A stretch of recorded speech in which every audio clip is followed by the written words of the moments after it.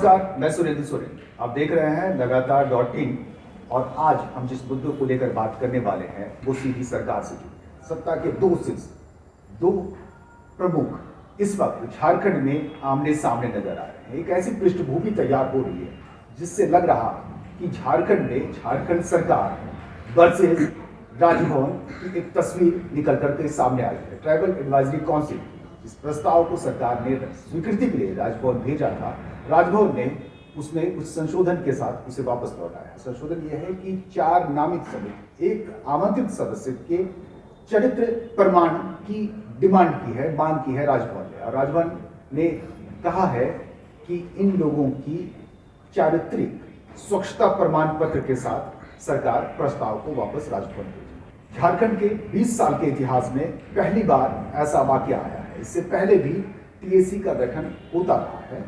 सरकार जिन नामों का चयन करती है उन नामों को स्वीकृति के लिए एक सिर्फ कागजी प्रक्रिया के तौर पर राजभवन भेजा जाता है, लेकिन पहली बार राजभवन ने उसमें संशोधन या राजभवन ने अपनी आपत्ति दर्ज की।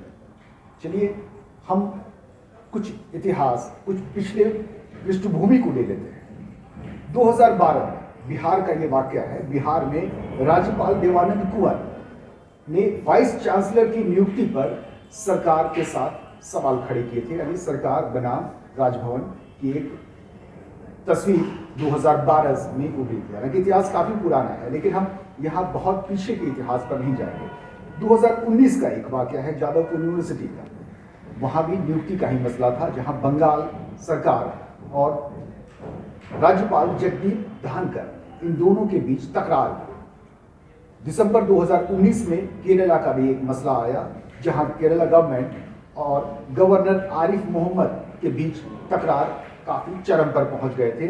सीए का मसला था और सीए के इस मसले को लेकर के सरकार सुप्रीम कोर्ट तक चली गई थी। जून 2020 का हाल का ये जो मसला है महाराष्ट्र सरकार से है। महाराष्ट्र में गवर्नर वर्सेस गवर्नमेंट की एक तस्वीर जो बिल्कुल ताजी है वो देखा गया। यूनिवर्सिटी एग्जाम के फाइनल ईयर को लेकर के सरकार ने तारीख की घोषणा की ऐलान करना चाहती थी, लेकिन गवर्नर ने उस पर रोक लगा दी। क्या ये सरकारों के बीच में, राज्य सरकार और केंद्र सरकार के बीच में जो एक तकरार होती है, दो दलों की सब सरकार होती है, केंद्र में अलग दल की सरकार हो, राज्य में अलग दल की सरकार हो, और झारखंड में बिल्कुल वैसी ही परिस्थितियां उभर कर आ गई है जब यहाँ महागठबंधन की सरकार है। महागठबंधन के नेता, मुख्यमंत्री भी केंद्र के रवैये पर सवाल खड़े करते रहे हैं और केंद्र के प्रतिनिधि के रूप में ही राज्यपाल यहाँ मौजूद है। और जो ताज़ा वाकया सामने आया है, हम इस पर आज थोड़ी चर्चा करेंगे। और हमारे साथ इस चर्चा में शामिल होंगे टीएसी के जनजातीय सलाहकार परिषद के सदस्य, पूर्व सदस्य रतन तिर्की जी हमारे साथ, और हमारे राजनीतिक संपादक आनंद जी हैं, आनंद कुमार जी हमारे साथ। तो चलिए हम सबसे पहले रतन जी से मुखातिब होते हैं कि टीएसी आप सदस्य भी रहे हैं, आपके भी नाम का प्रस्ताव सरकार ने भेजा और स्वीकृति मिली। क्या टीएसी के अब तक के गठन में इस तरह के सवाल खड़े किए गए हैं या इस तरह का मसला आया?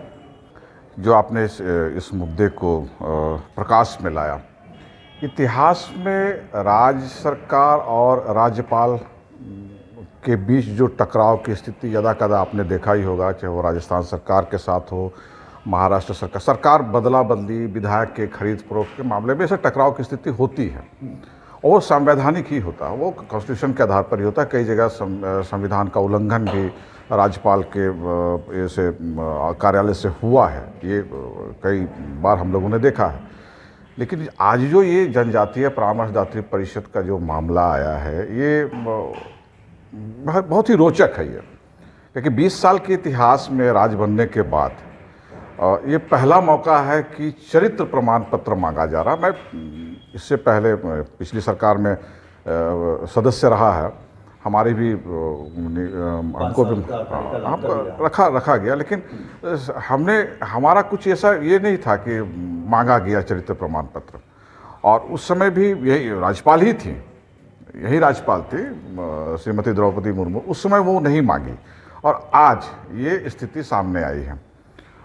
तो मुझे लगता है ये कोई नौकरी तो है नहीं उसके लिए कैरेक्टर सर्टिफिकेट होगा, चरित्र प्रमाण पत्र देना होगा, तो अब तो राज्यपाल को महोदया को यह भी मालूम होना चाहिए या जानना चाहिए कि उसके लिए फिर उसको जाति प्रमाण पत्र भी मांग सकती हैं, फिर वो कहाँ की रहने वाले वो भी मांग सकती हैं।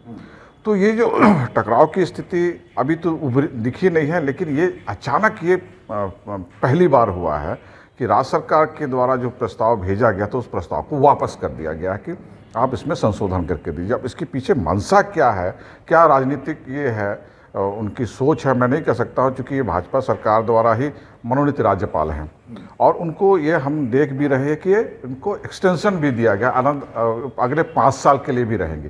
तो एक पूरा जो सर्कल जो चल रहा है, हमको लगता है कि राज्यपाल महोदया कहीं ना कहीं से हमको लगता है निर्देशित है, निर्देश दिया जा रहा है कि अभी राज्य के अंदर जो पार्टी भारतीय जनता पार्टी की जो स्थिति है वो उसको कैसे बैलेंस करेंगे। देखिए, जिन लोगों के जो आमंत्रित सदस्य लेकर के मनोनीत किए जाने वाले सदस्यों में अगर विक्टर माल्टो की बात करें, कर्मा उरांव की बात करें, जमला उरांव, सनातन मांझी पूर्व विधायक है, तो ये जितने भी नाम हैं, जिन नामों का चयन किया गया है, ये सभी राजनीतिक सामाजिक तौर पर एक हस्ती है, एकदम ये नून है एक दूसरे को। जो भी नाम विधायकों के अलावे जो 16 सदस्य हैं, उसके बाद जो 4 नामित सदस्य आए हैं, उनके बारे में अगर जाना जाए तो जो विक्टर माल्टो काफ़ी आरबीआई के मैनेजर भी रिजर्व बैंक सरकारी पद पर रहे, सनातन मांझी पूर्व विधायक रहे, कर्मा उरांव प्रोफेसर रहे हैं, और मुंडा जो हैं हाँ वो भी माने सोशल वर्कर हैं। तो कोई ये नहीं बनता है, लेकिन ये अचानक ये हमारे समझ से तो बहुत माने अजीब लग रहा है कि ये क्यों हुआ है, ऐसा नहीं होना चाहिए था। और हम लोग इस चीज़ को अध्ययन भी कर रहे हैं, हमने कई जगह लोगों से पूछा भी, कुछ लॉयर से भी पूछा। और मैं आपको ये भी बता दूं कि अभी ये जो जनजातीय परामर्शदात्री परिषद की जो नियमावली है, ये पहले बिहार राज्य से चलता था, बिहार राज्य जनजातीय परामर्शदात्री परिषद की नियमावली चलता था। अभी हम लोगों ने उन्हें झारखंड राज्य जनजातीय परामर्शदात्री परिषद की नियमावली बनाया। उसमें हम लोगों ने कहीं नहीं लिखा, कहीं नहीं देखा कि ये ऐसा कोई संविधान में नहीं लिखा, एक्ट में नहीं लिखा कि वो मांगा जा सकता है, मैंडेटरी नहीं है। लेकिन चूंकि राज्यपाल गवर्नर है, लॉर्ड साहिबा है और कस्टोडियन होती है, तो हमको लगता है कि उनको लगा होगा कि पूछ लिया जाए, लेकिन ये समझ से परे है। अच्छा, हम जो संभावना व्यक्त कर रहे हैं या जो आने वाले दिनों की जो तस्वीर हमें दिख रही है, लगता है कि झारखंड में जो केंद्र वर्सेस स्टेट का जो एक मसला चल रहा है, हेमंत बनाम प्रधानमंत्री चल रहा है, उसमें एक त्रिकोणीय या एक कोण राजभवन भी बनता दिख रहा है। आने वाले दिनों में स्टेट वर्सेस गवर्नर हाउस भी की पृष्ठभूमि इससे तैयार हो रही है। बिल्कुल, मुझे तो यही लगता है, क्योंकि इसके पीछे राजनीतिक संदेश साफ दिखाई देता है। अमूमन राजनीतिक नियुक्तियों में चरित्र प्रमाण पत्र कोई मसला नहीं, कोई बाधा नहीं होता है। कोई अगर केंद्र सरकार किसी को राज्यपाल बनाती है, वो ज़्यादातर लोग राजनीतिक पृष्ठभूमि के होते हैं, बहुत कम की पृष्ठभूमि सामाजिक या शैक्षणिक होती है। तो राजनीतिक पृष्ठभूमि से आने वाले व्यक्ति चूंकि जन आंदोलनों में भाग लेते हैं, उन पर कई तरह के मुकदमे रहते हैं, तो अगर उस तरह से कानूनी रूप से देखा जाए तो किसी भी लोक सेवक को, किसी भी जनप्रतिनिधि को चरित्र का प्रमाण पत्र नहीं होगा, क्योंकि उसके खिलाफ विभिन्न कानूनी मुकदमे दर्ज हैं, क्योंकि उसके खिलाफ काफी सारे कोर्ट में मामले लंबित हैं। तो इसलिए राजनीतिक नियुक्तियों में, जैसे बोर्ड निगम के अध्यक्षों की नियुक्ति होती है, तो उसमें तो आज तक किसी गवर्नर ने नहीं मांगा। प्रशासनिक नियुक्तियों में किसी संस्था का सीएमडी बनाना है, अध्यक्ष बनाना है, उन सारी चीज़ों में विजिलेंस कमीशन का या विजिलेंस रिपोर्ट मांगी जाती है कि इनके ऊपर कोई वित्तीय गबन का आरोप तो नहीं है, उन्होंने कोई पद पर रहते हुए कुछ हेराफेरी तो नहीं की है, तो उस पर बात समझ में आती है। लेकिन जहाँ तक जैसे आपने उदाहरण दिया वीसी का सरकार के साथ टकराव में, तो मैं सुन रहा था 2-3 मामले ऐसे थे जो कि विश्वविद्यालय बनाम विश्वविद्यालयों को लेकर, तो समझने की बात है कि कुलाधिपति का जो की भूमिका है वो राज्यपाल के पास होता है। तो राज्यपाल जो है विश्वविद्यालयों के सीधे प्रमुख होते हैं, वहाँ राज्य सरकार का हस्तक्षेप उतना नहीं होता और इसलिए राज्यपाल उसमें हस्तक्षेप पर आपत्ति कर सकते हैं। लेकिन जहाँ तक प्रशासनिक और राजनीतिक पदों पर नियुक्तियों की बात है, वहाँ राज्यपाल का ये कदम तो मुझे राजनीतिक दृष्टिकोण से ही प्रभावित लगता है, क्योंकि पिछली नियुक्तियों में तो यही राज्यपाल थी और इन्होंने तब कोई आपत्ति नहीं जताई। तो इस बार आपत्ति जताने का मतलब है या तो उन्हें किसी व्यक्ति विशेष के चरित्र पर आपत्ति है तो उसको राजभवन को पूछना चाहिए था कि फलाने विशेष पर कि सारे इसमें जैसे दो व्यक्ति के बारे में तो मेरी भी जानकारी है और रतन दा को भी जानकारी होगी कि विक्टर मल्टो पर जो पिछली सरकार में जो CNTSP एक्ट पे संशोधन के दरमियान की संशोधन की जो प्रक्रिया चल रही थी उस दरमियान आंदोलन उनका नाम आया था, विक्टर मल्टो का नाम आया, तो उन पर मुकदमे भी दर्ज किए गए थे। कर्मा उरांव की भी वैसी भूमिका रही थी पिछली सरकार में। तो ये तो स्पष्ट है कि राजनीतिक आंदोलन या किसी सामाजिक आंदोलन में इन लोगों की भूमिका है। तो यह भी खुली हुई किताब की तरह है, सभी लोग जानते हैं, अखबार में छप चुकी, सारे लोग जानते हैं कि इनकी क्या भूमिका रही, क्या सामाजिक उपलब्धियां रही हैं और किस समाज के लिए इनकी कि ये पैरविकार रहे हैं। तो ऐसी परिस्थिति में और जब TSC की जब गठन की बात आ रही है तो TSC तो बिल्कुल आदिवासियों के मसले पर ही निर्णय लेने वाली संस्था है, उनके हित पर सोचने वाली ही संस्था, उनके हित की चर्चा करने वाली ही संस्था है। तो ऐसी परिस्थितियों में हम ऐसी शख्सियतों के चरित्र पर, चूंकि चरित्र प्रमाण पत्र मांगना ही किसी के चरित्र पर सवाल खड़ा करने की थोड़ी शंका है। मैं इस बात का समाधान चाहूँगा TSC के अध्यक्ष कौन है? मुख्यमंत्री। तो जिसका अध्यक्ष मुख्यमंत्री बनने के लिए किसी चरित्र प्रमाण पत्र की आवश्यकता नहीं होती। जनता चुनाव जिताकर भेजती है और विधायक दल का नेता, जिस पर विधायक दल सबसे बड़ी पार्टी का नेता जिस पर विश्वास जताता है तो मुख्यमंत्री बन जाते हैं। उनके ऊपर मुकदमे हो सकते हैं, किसी के ऊपर एक होता है, किसी के ऊपर दर्जनों होते हैं। तो उनकी जब नियुक्ति के लिए वो पदेन अध्यक्ष, उन पर कोई चरित्र प्रमाण पत्र की जरूरत नहीं। TSC के मेंबर जो है वो जनता के विभिन्न वर्गों से आते हैं, समाज के लिए संघर्ष करते हुए आगे बढ़े हैं। तो विभिन्न आंदोलनों के क्रम में विभिन्न तरह का उनका राजनीतिक घटनाक्रमों में मुकदमे दर्ज होते हैं, धरना में, प्रदर्शन में, सरकारी काम में बाधा डालने के तमाम आरोप लगते हैं। तो उनके लिए चरित्र प्रमाण पत्र तो मुझे आवश्यक नहीं लगता है। अगर आप किसी सरकारी पद पर किसी को बैठाना चाहते हैं तो उसके लिए आप मान सकते हैं, लेकिन ये तो परामर्शदाता की संस्था है और इसमें आपके सामाजिक और के ज्ञान और उस क्षेत्र में विशिष्ट अनुभव को देखते हुए आपकी नियुक्ति की जा रही है। नहीं, सही बात बोले। और ये चूँकि हमको ये भी जानना चाहिए कि यह कोई लाभ का पद तो है नहीं कि आप इससे कुछ लाभ है। दूसरी बात कि ये पूरी तरह एक कॉन्स्टिट्यूशनल संवैधानिक पद है और सरकार जब ऐसे पदों पर किन्हीं को मनोनीत करती है तो बहुत ठोक बजा के करती है और उनके पास पूरा विजिलेंस रिपोर्ट रहता है, सारा चीज़ रहता है। और चूँकि सरकार में शामिल लोग जो हैं वो सब जानते हैं कि फला व्यक्ति जिनको नामित किया जा रहा वो कौन लोग हैं, उनके बारे में पहले ही सत्यापन हो जाता है। सरकार के पास ऐसी सारी मशीनरियां बैठी हैं जो सारे का, उसमें चरित्र का नाम ही नहीं आता है। राजनीतिक चरित्र की चर्चा करिएगा तो वो खुला किताब है। हाँ, तो राजनीतिक चरित्र के बारे में लांछन लगा देना कि अब इसमें कोई क्रिमिनल केस रहता, अब कोई क्रिमिनल केस तो है नहीं, मैं जहाँ तक जानता हूँ किन्हीं पर क्रिमिनल केसेस नहीं है। तो ऐसी परिस्थिति में या राज्यपाल महोदया को लगता होगा कि उनके व्यक्ति को नहीं, उनके द्वारा कोई और कैंडिडेट होता। लेकिन एक चीज़ इसमें साफ है आनंद जी कि सोरेन जी और दोनों कि ये तो राज्य सरकार ही की ही जिम्मेवार वो बनती है, वही नाम भेजती है।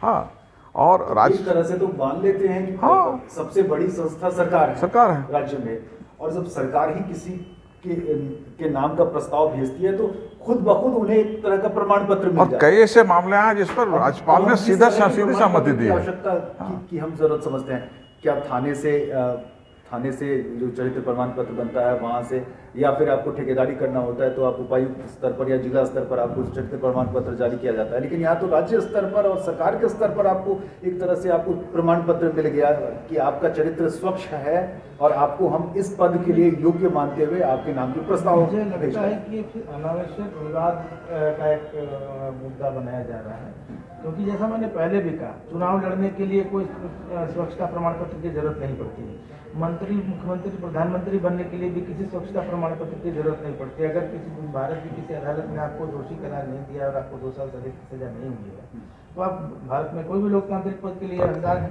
तो TSC के मेंबर के लिए क्यों नहीं है? क्योंकि वो तो शुद्ध रूप से सामाजिक लोगों के लिए, राजनीतिक क्षेत्र, सामाजिक क्षेत्र में काम करने वाले लोगों के लिए है। जैसा रतन जी ने कहा कि लाभ का पद भी नहीं है, क्योंकि आपके पास कोई फाइनेंशियल पावर तो है नहीं, आप एडवाइजरी कमेटी के सदस्य हैं। इसमें स्वच्छता की बात को लाना ही अपने आप में एक विवाद खड़ा करने का मकसद नजर आता है। क्या हम अंतिम तौर पर ये आप दोनों से छोटी टिप्पणी चाहेंगे कि क्या हम मान सकते हैं कि एक संवैधानिक संस्था का दुरुपयोग इसे हम मान सकते हैं या शक्ति का?